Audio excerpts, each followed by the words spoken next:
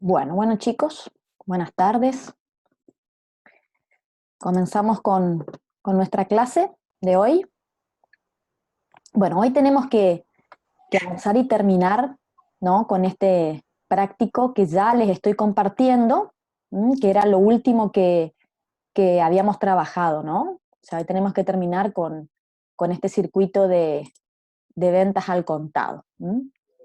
Bueno, para retomar un poquito y repasar un poquito lo que habíamos visto en la clase pasada, ¿se acuerdan que habíamos leído la norma específicamente, es decir, el planteo del práctico, ¿sí? Y en base a eso íbamos mirando, ¿no?, cómo se iba haciendo la gráfica del cursograma. Entonces una de las compañeras fue leyendo y ahí fuimos viendo cómo se hacía la gráfica. Entonces, para repasar un poquito y rápidamente, fíjense, repito lo que vengo diciendo en todas las clases, que tenemos, en cuanto a la gráfica, tenemos que hacer tantas columnas como sectores intervengan, ¿sí? Tantas columnas como sectores intervengan, y específicamente la primer columna, en este caso, va a ser la que esté reflejando la acción externa. En este caso, el único elemento, persona humana o jurídica que aparece específicamente. Entonces directamente podemos poner cliente, como les decía, o hay algunos otros que ponen exterior específicamente, ¿sí? Con respecto a, creo yo que al planteo, creo que nosotros habíamos quedado que no aparecía el sector registración, sino aparecía el sector contable, ¿verdad? O contaduría. Eh, Recuérdenme ustedes, porque justo no tengo abierto acá el planteo. Sí, ¿Recuerdan profe. ustedes? Contaduría. Contaduría decía. A ver, vamos a poner entonces contaduría. Está, ahí estamos. ¿Está? Bien. A ver, coméntenme ustedes un poquito si, a ver, primero si practicaron un poco la técnica de diagramación, porque en definitiva, fíjense que en cuanto a la forma de gráfica, esto no tengo nada que decir. Acuérdense que, digamos, una cosa es por ahí graficarlo a mano y otra cosa es graficarlo, ¿no?, en computadora, más con un Word, ¿no?, y no con un software específico, que existen en realidad software específicos para hacer este tipo de cursograma. Bueno, yo por lo menos no tengo esa habilidad, así que bueno, lo hacemos con Word.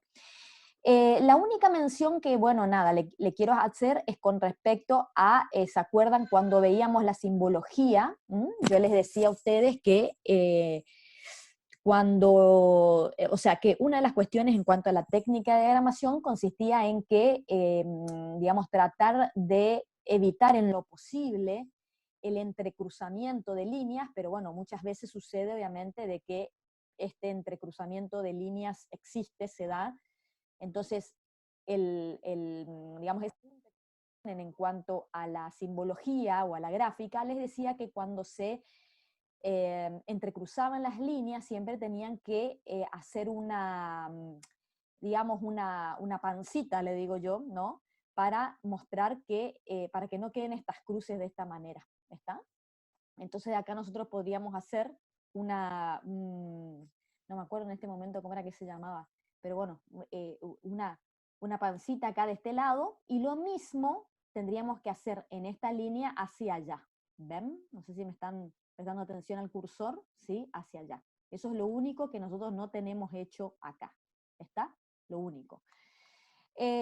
Bueno, lo que yo siempre sugiero en cuanto a la gráfica siempre es que la línea, ven, que llega, por ejemplo, en este caso desde el exterior, bueno, obviamente siempre llegue al costado, ¿no? Al costado, acá es como que esto podríamos ponerlo un poquito más arriba, pero no quiero tocar mucho por el hecho de que esta ya es la solución propuesta que voy a levantar en el aula, ¿está? Bueno, en cuanto al resto, la verdad que está todo bien graficado, no tiene ninguna cuestión rara. ¿Está? Entonces, esta sería la gráfica o el cursograma de este circuito de ventas al contado. Hoy lo que nosotros vamos a hacer es, obviamente que esta ya es la solución propuesta, este práctico les pedía como punto 1 que lean la norma y que en base a la norma grafiquen el cursograma, que es lo que hicimos acá. Por otro lado, les pedía que en base a la norma, obviamente traten de identificar los distintos errores, ¿no? Con un círculo y un número, que es lo que nosotros estamos haciendo acá, y que luego expliquen qué tipo de error, o sea, identifiquen, ahora vamos a repasar, o vamos a ver que tenemos 4 errores: error de norma, error de procedimiento, error de estructura y error de control interno. Esos son los 4 tipos de errores que nosotros vamos a tratar de identificar en este circuito. Como yo les decía clases anteriores, obviamente que uno, antes de detectar los errores, tiene que obviamente saber y conocer cómo debería ser en definitiva un circuito correcto, ¿no?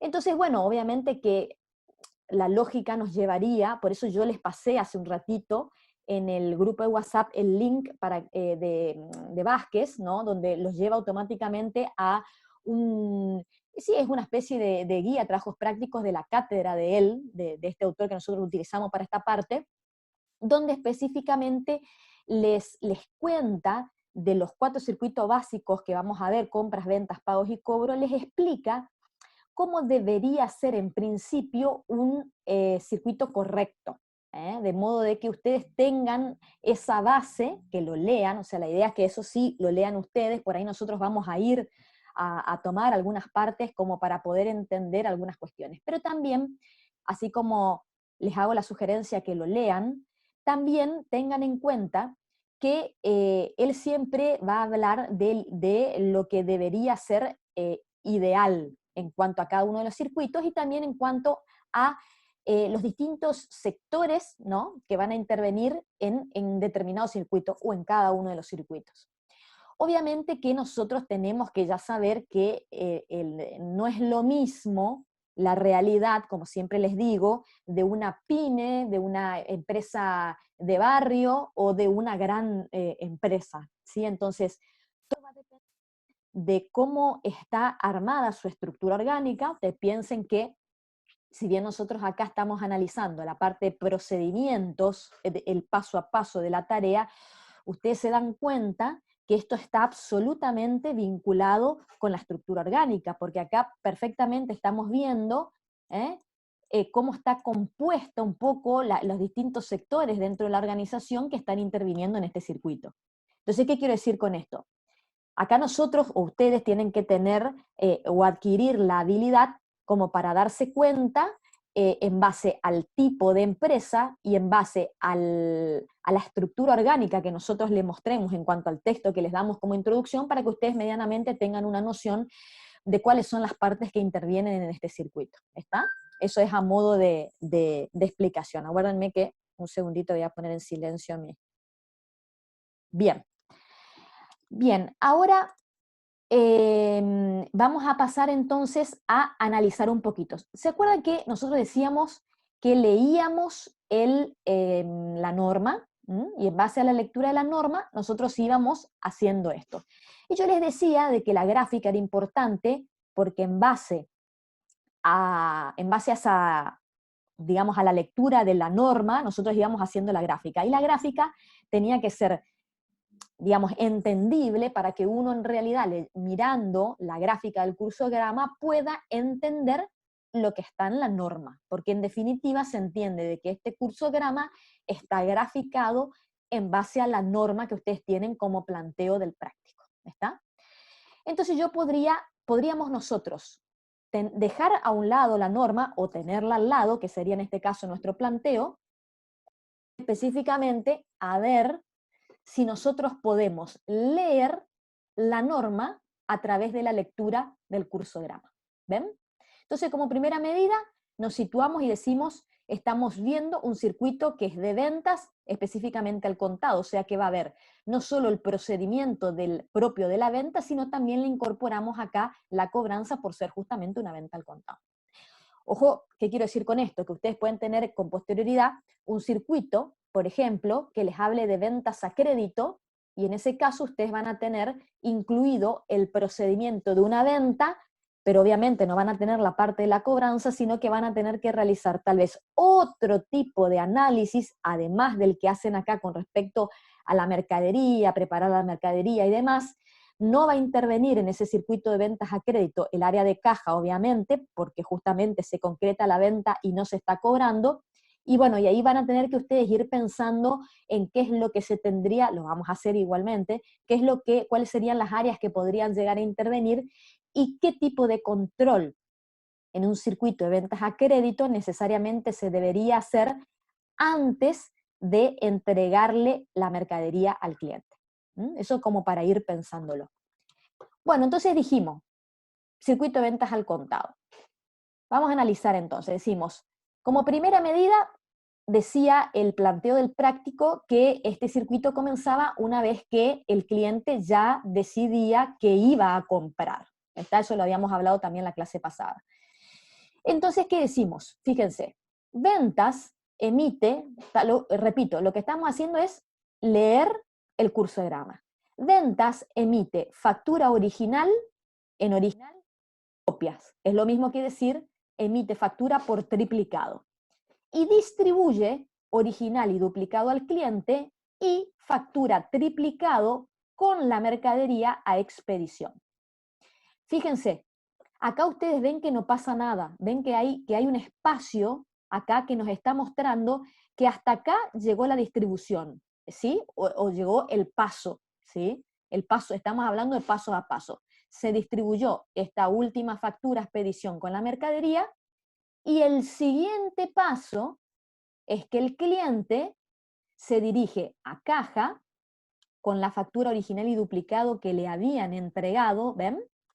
Caja cobra el dinero, o cobra en efectivo, si se quiere, acuérdense que es una venta al contado, cobra en efectivo, miren, sella pagado en la factura duplicado, envía o devuelve el original de la factura al cliente y realiza un archivo transitorio por orden numérico.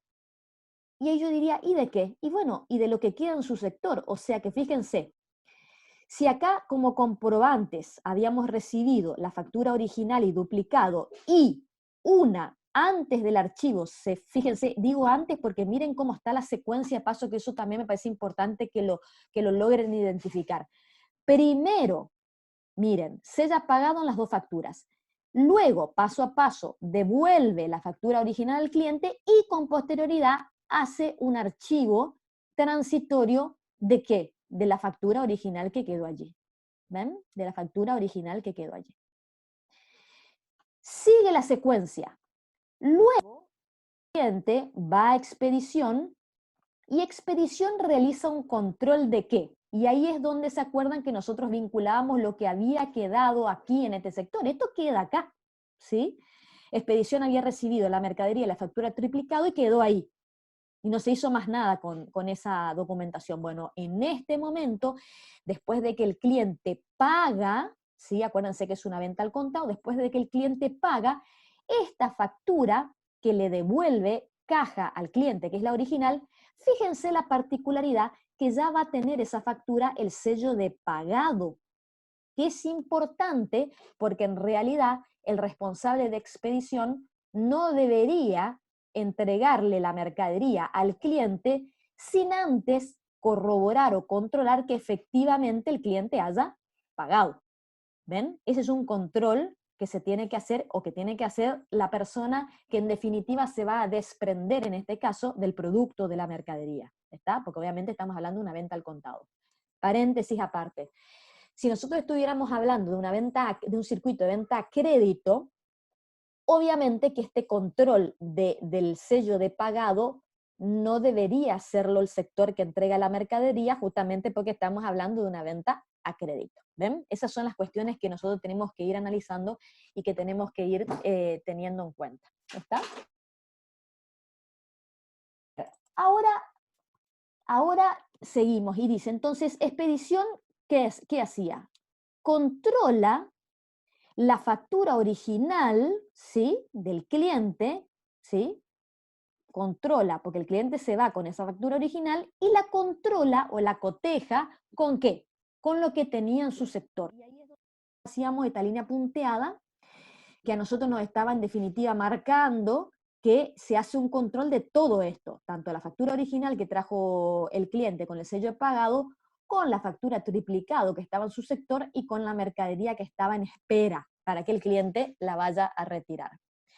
Una vez que realiza ese control, el área de expedición sella entregado en la factura original del cliente y en la factura triplicado que estaba en su poder, y fíjense lo que hace, devuelve la factura original al cliente junto con la mercadería. De ahí también, repito, va esto de que todo esto se hace junto, ¿sí? En otro momento, ¿está?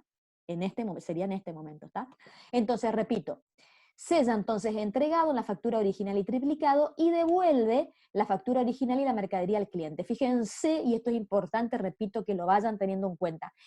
Esta factura que termina quedando, en definitiva, cuando el circuito termina, la factura original que termina quedando en poder del cliente, va a tener el sello de pagado y va a tener el sello de entregado, por ejemplo. ¿Sí? Esas cuestiones no se van, es decir, no van quedando, digamos, en el cursograma, sino que ustedes ahí sí tienen que ir mirando un poquito todas las distintas intervenciones que hacen los distintos sectores en los comprobantes o en los formularios para que después ustedes vayan teniendo en cuenta cómo va quedando la documentación o cómo va quedando intervenida la documentación. Acá fíjense que, como les decía la clase pasada, acá hay un corte en el tiempo. ¿Qué quiere decir? Al final del día les está mostrando de que este circuito, achico un poquito más, que este circuito que ustedes ven acá, circuito continuo de venta, ¿ven? Todo este procedimiento se realiza desde que el cliente, bueno, decide comprar, se emiten los comprobantes y se entregan, ahí termina el circuito de ventas al contado, ¿ven?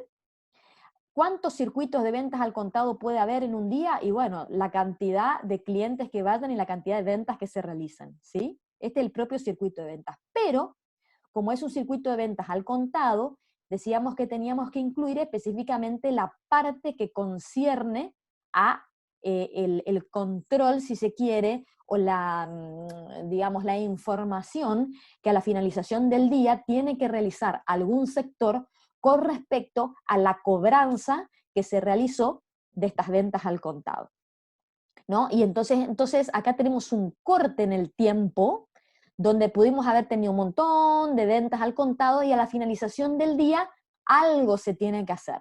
Bueno, obviamente la norma, ya nos damos cuenta que tiene un error, la norma nos está diciendo que el sector contaduría a la finalización del día lo único que hace es registrar en el libro diario y después las operaciones, evidentemente, y después realiza un archivo definitivo, ¿está? Y después realiza un archivo definitivo.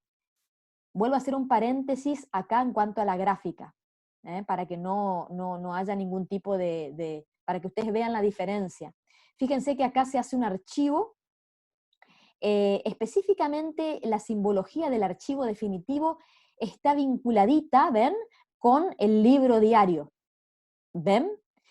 Y fíjense que cuando nosotros hicimos acá, bueno, la única diferencia que es un archivo transitorio, es como que no lo vinculamos específicamente con el formulario, ¿verdad? Es como que quedó como una simbología de archivo que es, pero en una consecución de simbología.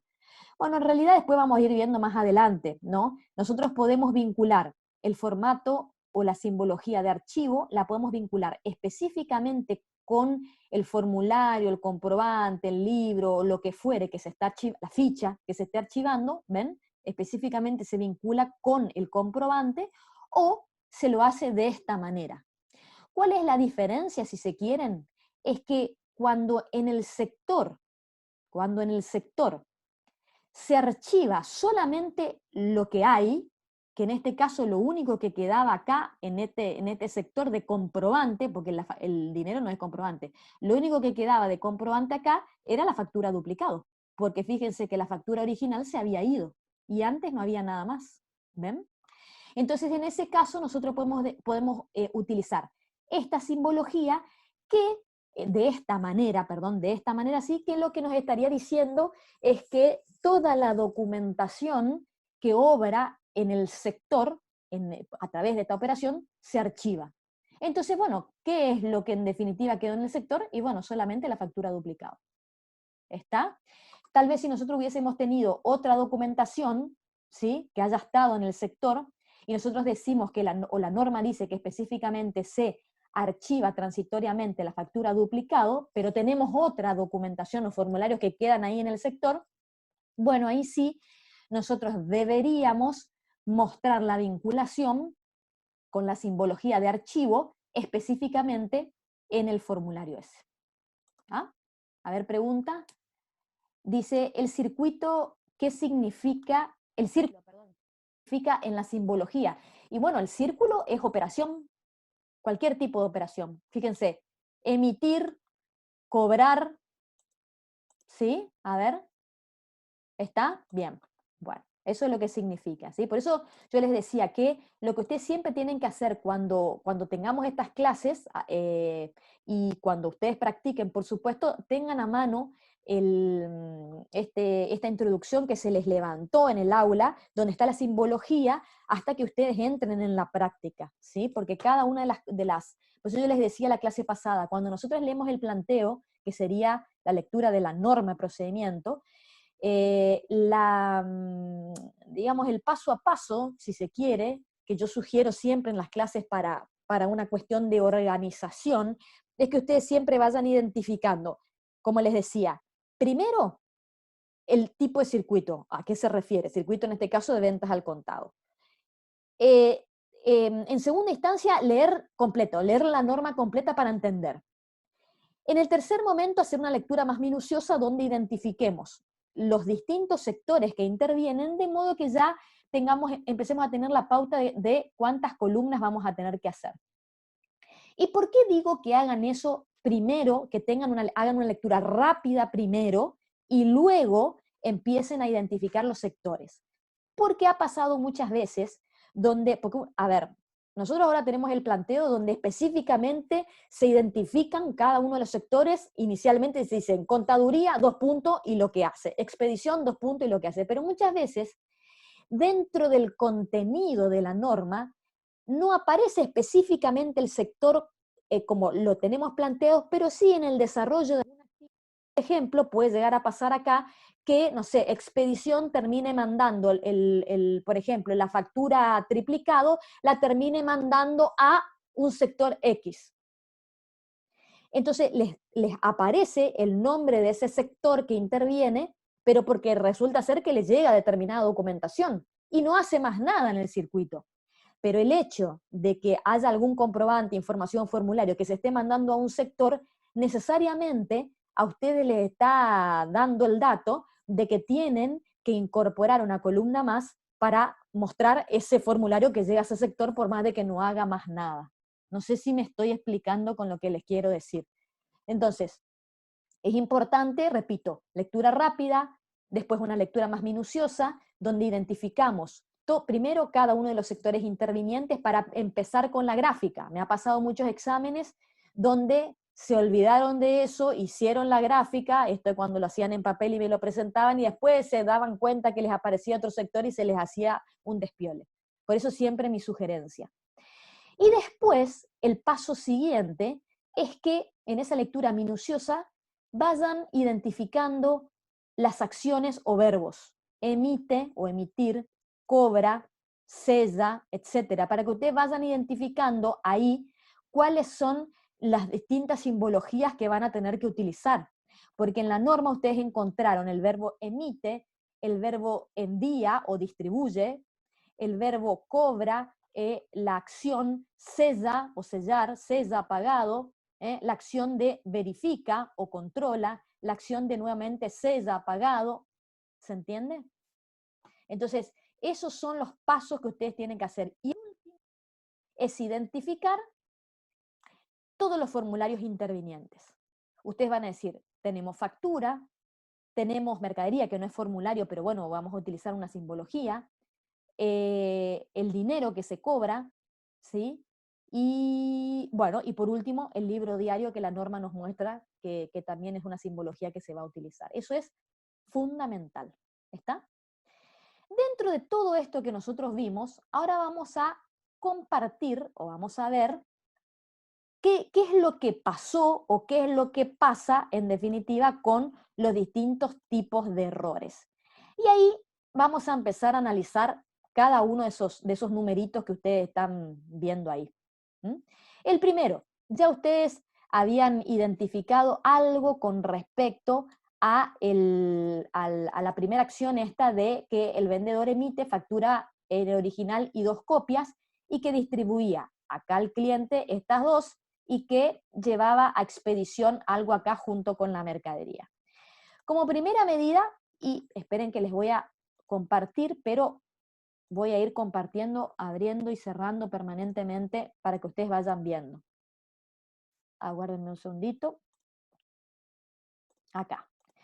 Fíjense que les pedía que ustedes traten de respetar o de utilizar, por una cuestión práctica, este cuadrito para poder dar respuesta a los errores identificados. ¿Está?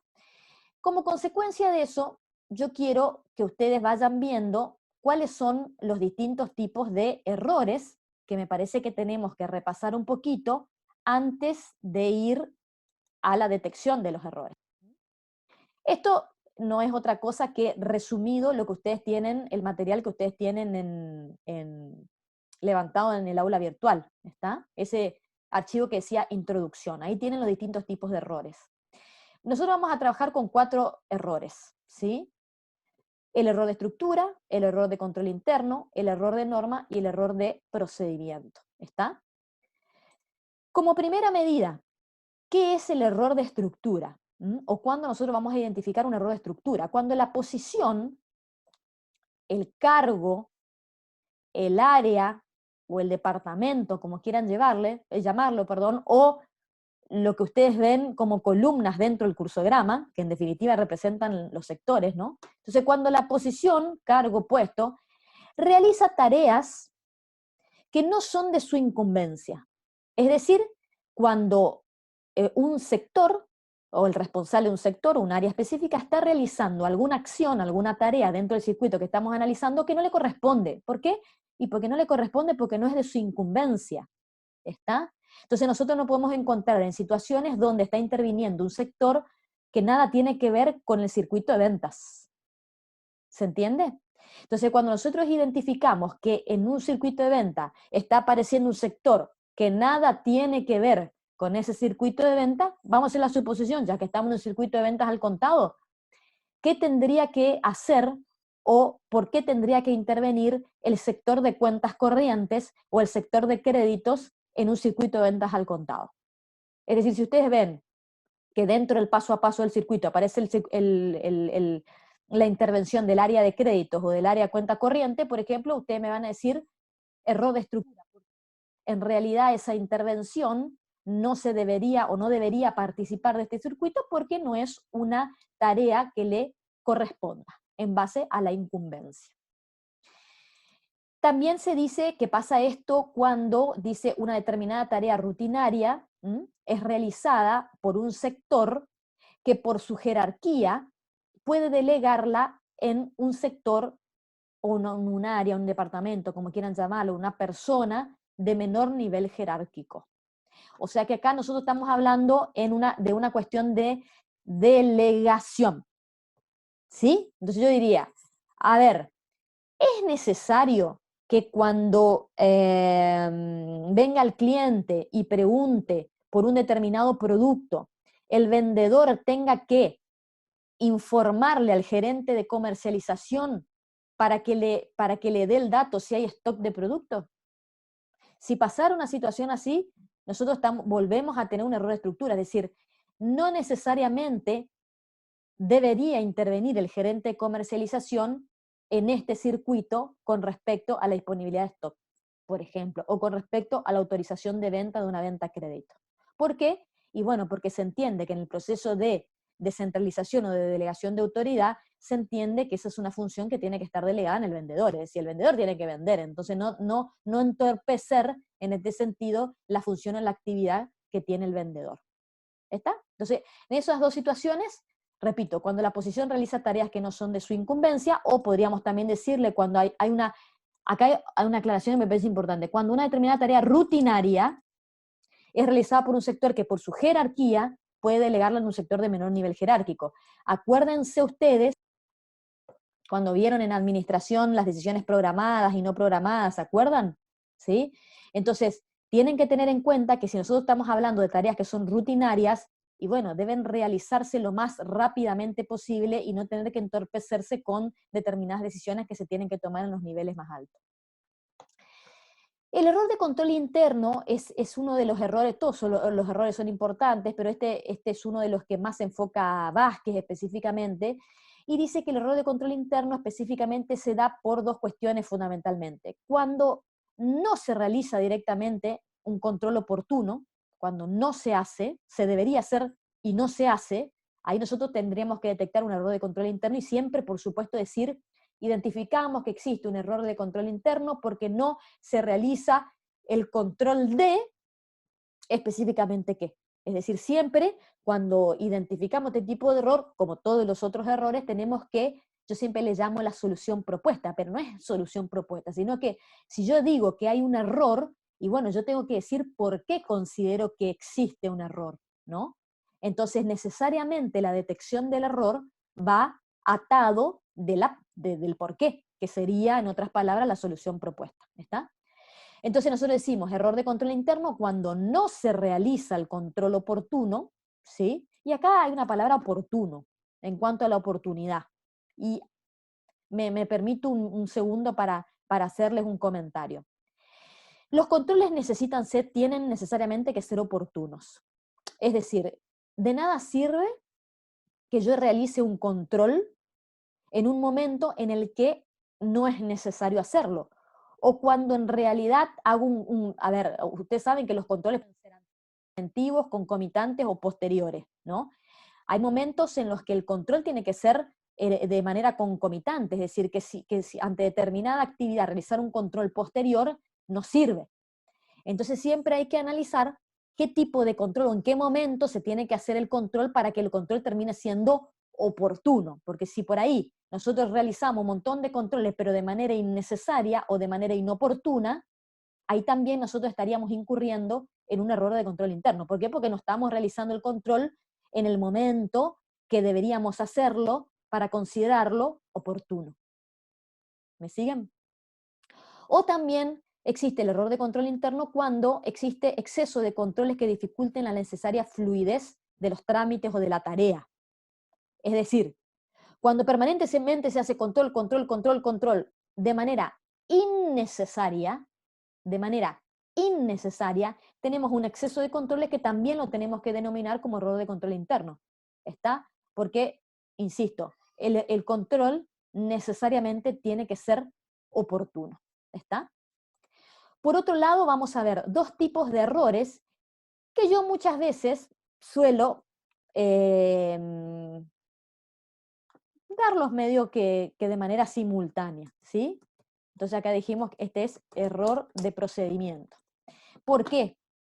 Porque el error de norma, fíjense, y ahora lo vamos a ir analizando a medida que desarrollemos todas las clases, el error de norma es el error que se identifica cuando la norma redactada, lo literal, ¿sí? La norma de procedimiento, dice expresa de manera incorrecta o no es clara en la redacción. ¿Ven? Estamos hablando de la redacción de la norma. O sea, repito, cuando la norma que está redactada expresa el paso a paso de la tarea de manera incorrecta o no es clara en la redacción, lo que lleva obviamente a la confusión del procedimiento. O simplemente cuando la norma no expresa el procedimiento que debió seguirse. Acá es cuando yo mezclo, no es que mezclo, sino cuando les digo que por ahí es bastante similar, o por ahí se confunden, o por ahí se analizan de manera conjunta el error de norma con el error de procedimiento. Porque fíjense que el error de procedimiento les dice, cuando se omite en la tarea, en el paso a paso específico, se omite realizar una tarea, un paso específicamente, o se realiza un paso, o se realiza la tarea, pero de forma inadecuada. Es decir, el procedimiento se hace mal, está mal redactado, está mal identificado, perdón, no redactado, está mal identificado. O cuando la secuencia de pasos del procedimiento no es la correcta. Y bueno, es mucho más simple identificar el error de procedimiento, porque el error de procedimiento, ¿cuándo es? Cuando vos te das cuenta que el paso a paso del procedimiento está mal. ¿Por qué? Porque no se hizo una acción que se debería hacer, por ejemplo, o cuando se hizo algo y está mal, es un error de procedimiento, o cuando la secuencia de los pasos, 1, 2, 3, 4, no es la correcta. Entonces ahí nosotros identificamos el error de procedimiento, ¿ven? Pero bueno, el error de norma ya va más específicamente a verlo desde el lado de que la norma escrita expresa incorrecta, ¿sí? La redacción de la norma o no es clara.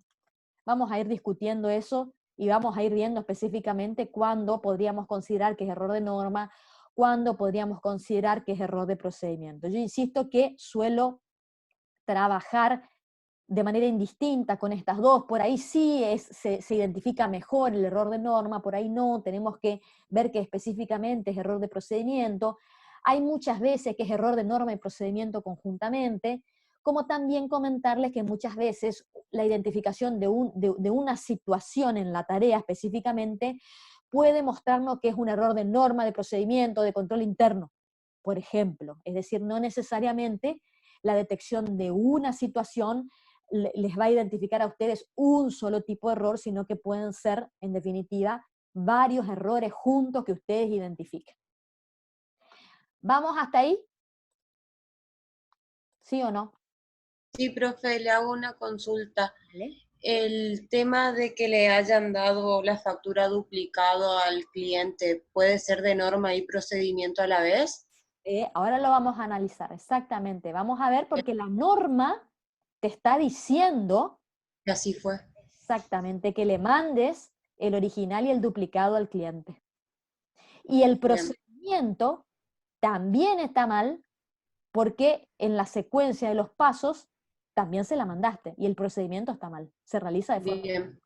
¿Está? Bien, como para ver si le estoy agarrando la mano nomás. Perfecto, Gracias, profe. perfecto. Bien. Entonces, hacemos un descansito. Yo siempre digo que a mí me gustan estas sesiones de 40, así descansamos un ratito y nos volvemos a conectar en 2 minutos. ¿Está?